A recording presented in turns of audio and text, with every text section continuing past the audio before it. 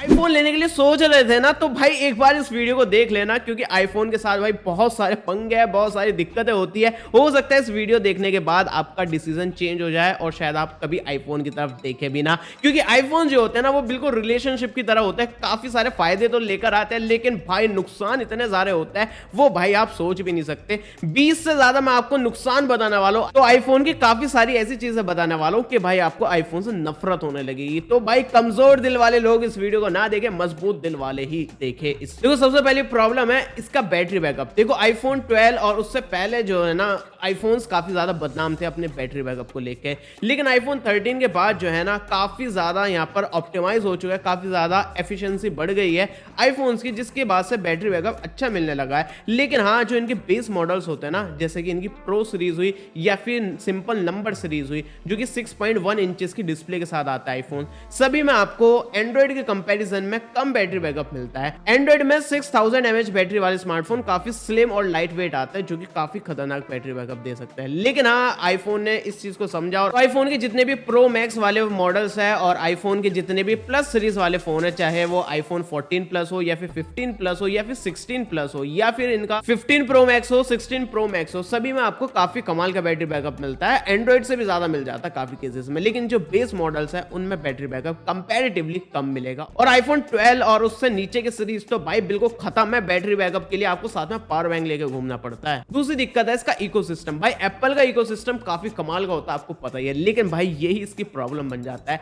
अगर आप Apple products अच्छे से यूज करना चाहते हो तो आपके पास सारे एप्पल प्रोडक्ट्स ही होने चाहिए। इसका इकोसिस्टम यूज करने के लिए आपके पास मैकबुक होना चाहिए, एप्पल वॉच होनी चाहिए, एयरपॉड्स होने चाहिए, इसका आईपैड होना चाहिए, तब जाकर आप आईफोन को बढ़िया तरीके से इकोसिस्टम में यूज कर सकते हो। लेकिन अगर आपने ले लिया आईफोन और आपके पास है विंडोज लैपटॉप और बाकी आप जो है किसी और ब्रांड्स के प्रोडक्ट्स यूज कर, तो काफी दिक्कत होगी। आईफोन में फोटोज खींच ले, अपने लैपटॉप में कॉपी नहीं कर पाओगे, अपने कंप्यूटर में कोई भी फाइल शेयर नहीं कर पाओगे, अपने लैपटॉप से अपने आईफोन में कुछ कॉपी नहीं कर पाओगे, अपने टैबलेट से कुछ कॉपी नहीं कर पाओगे। मतलब यार काफी दिक्कत हो जाएगी कनेक्शन बनाने में, फाइल्स को एक्सचेंज करने में। आप सिर्फ आईफोन की चीजें आईफोन में यूज कर पाओगे, ना तो ले पाओगे कुछ, ना ही दे पाओगे। काफी दिक्कतें होती है। इससे अगली जो बड़ी चीज है ना वो है भाई इसका रिफ्रेश रेट। आईफोन के जितने भी नॉन प्रो सीरीज वाले मॉडल्स है ना, सभी में 60 हर्ट्ज आता है। भाई आईफोन 16 सीरीज में भी ना 60 हर्ट्ज ही मिल रहा है। भाई ये जो है ना काफी आउटडेटेड टेक्नोलॉजी हो चुकी है। बहुत टाइम पहले आता था 60 हर्ट्ज।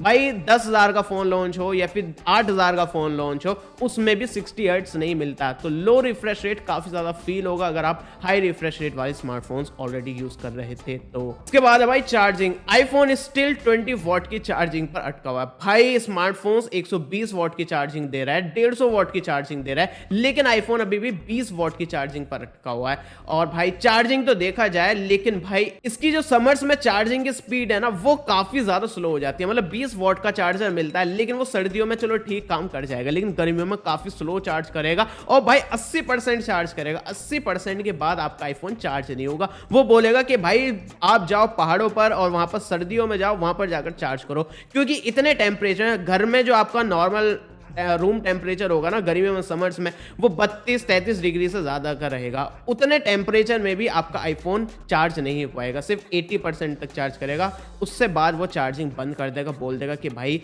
ज्यादा गर्म हो रहा है फोन और आपका रूम का टेम्परेचर, एनवायरमेंट का टेम्परेचर ज्यादा है, इसलिए हम 80% से ज्यादा चार्ज नहीं करेंगे आपके आईफोन को। अब देखो दूसरी दिक्कत है इसकी स्टोरेज। आईफोन्स में एक्सपेंडेबल स्टोरेज नहीं होती है। कल के दिन आपकी स्टोरेज भर गई और आप सोचेंगे कि भाई SD कार्ड लगाकर मैं स्टोरेज बढ़ा दूंगा, ऐसा नहीं हो सकता। वो सिर्फ एंड्रॉइड में पॉसिबल है। अब एप्पल इसलिए अलाउ नहीं करता कि भाई जो है स्पीड वगैरह कम हो जाएगी आपके आईफोन की, वो चलो अलग बात है, लेकिन भाई जो बेस मॉडल है ना उसमें एटलीस्ट आपको हाईयर स्टोरेज तो देनी चाहिए, क्योंकि आप एक्सपेंडेबल स्टोरेज नहीं दे रहे हो। आजकल जो स्मार्टफोन ब्रांड्स है ना एंड्रॉइड की, वो बेस मॉडल्स में ही 256 GB स्टोरेज देता है, क्योंकि वो SD कार्ड का स्लॉट देते नहीं है। उनको पता है भाई स्टोरेज भर गई तो दिक्कत होगी लोगों को, तो बेस मॉडल में ही ना काफी अच्छी स्टोरेज दे देते हैं, 256 GB स्टोरेज से स्टार्ट कर देते हैं। लेकिन आईफोन जो है ना 64 GB देता था, आईफोन 13 से 128 देनी शुरू हुई है। और आईपैड में तो भाई अभी जो रिसेंटली लॉन्च हुआ है ना, उनमें 128 देनी शुरू करी है, वरना वो भी 64 GB से ही स्टार्ट हो रहे थे। तो भाई एटलीस्ट 256 GB से तो स्टार्ट करो। अब देखो अगली चीज है, इसमें हेडफोन जैक नहीं मिलता। भाई आपने कोई बढ़िया से हेडफोन्स वगैरह लिए जो कि वायर्ड हेडफोन्स है, सोचा कि भाई आराम से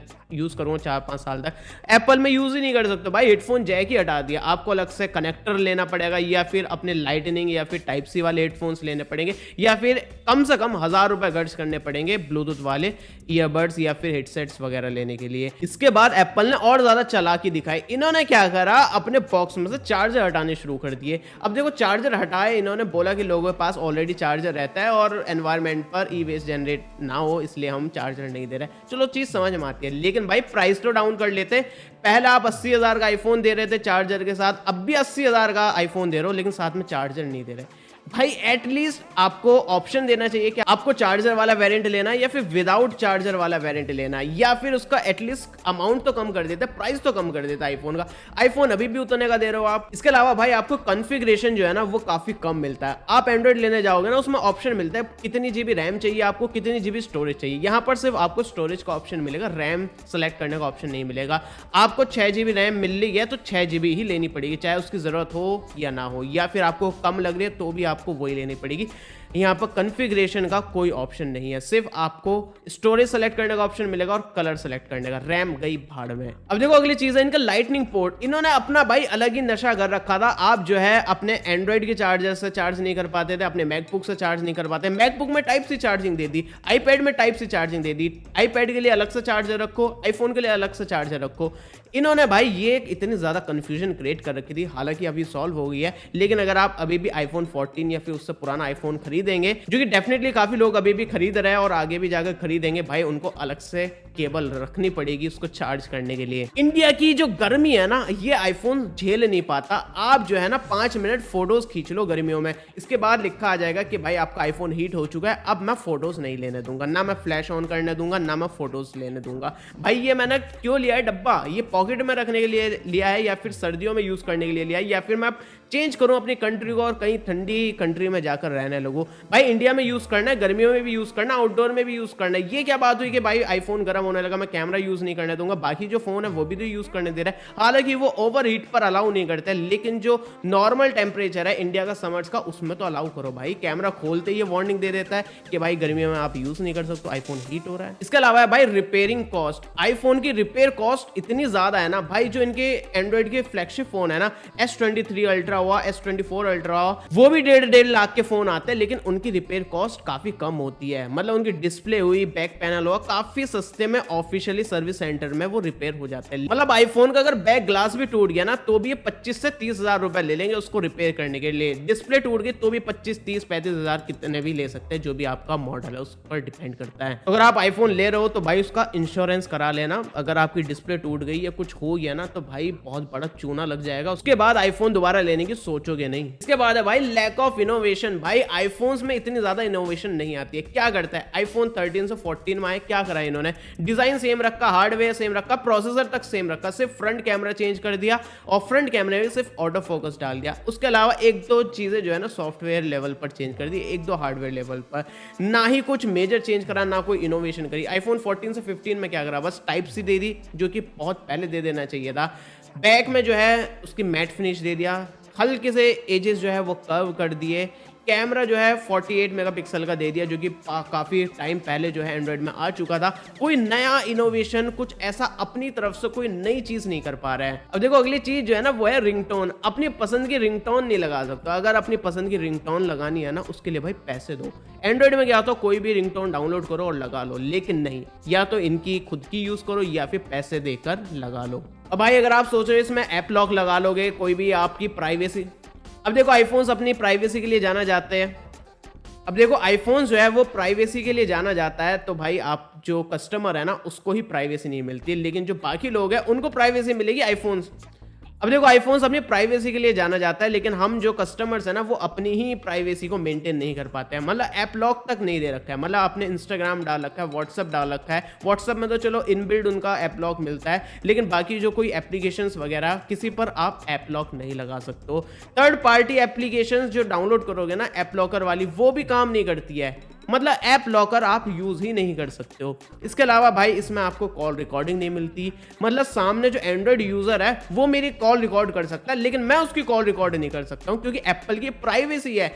एप्पल जो है इतनी प्राइवेसी देता है कि जो एप्पल का कस्टमर है ना वो किसी और की कॉल रिकॉर्ड नहीं कर सकता, लेकिन कोई भी मेरी कॉल रिकॉर्ड कर सकता है, मेरी बात रिकॉर्ड कर सकता है। ये है एप्पल की प्राइवेसी। इसके बाद भाई इसका सॉफ्टवेयर, iOS में इतने सारे जो रेस्ट्रिक्शंस है ना, इतने सारे इश्यूज है, मैं आपको क्या क्या बताऊं। आपने गए ब्राउजर पर, क्रोम पर गए, क्रोम से आपने कोई मूवी डाउनलोड करी, मूवी जब आप डाउनलोड करोगे ना वो आपको गैलरी में नहीं दिखेगी, वो दिखेगी फाइल्स ऐप में। फाइल्स ऐप से अगर आपको गैलरी में देखना है ना तो आपको जो है ना फाइल्स ऐप में जाकर अलग से सेव करनी पड़ेगी फोटोज ऐप में, जब जाकर वो आपके फोटोज या फिर गैलरी में जाकर दिखेगी, वहां से आप प्ले कर सकते हो। लेकिन वो डुप्लीकेट होगी, वो आपको फाइल्स में भी दिखेगी अलग से, वहां से भी, फिर आप उसको फाइल से डिलीट करोगे। उसके बाद जो है आपकी स्टोरेज जो है ना दो दो जगह कंज्यूम होगी, तो आपको फाइल से डिलीट करनी होगी, जब जाकर वो फोटोज में दिखेगी। मतलब सिंपल सी चीज इतनी ज्यादा कॉम्प्लिकेटेड हो जाती है iOS में, भाई हद ही है। इसके अलावा इसमें कोई कस्टमाइजेशन नहीं मिलेगी, अपने पसंद के आइकन्स नहीं रख सकते, अपने हिसाब से इसकी जो है सेटिंग वगैरह नहीं कर सकते, दिखने में लुक एंड फील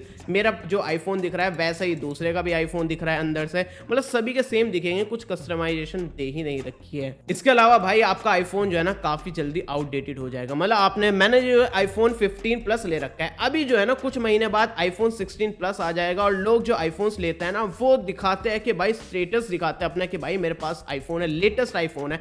ये जो उनका घमंड है ना कि मेरे पास लेटेस्ट आईफोन है, ये जो है हर महीने टूट जाता है, हर महीने मतलब हर 12 महीने में टूट जाता है, और उसके बाद जो है उनको जबरदस्ती उसका सक्सेसर लेना पड़ता है अपने घमंड को मेंटेन रखने के लिए।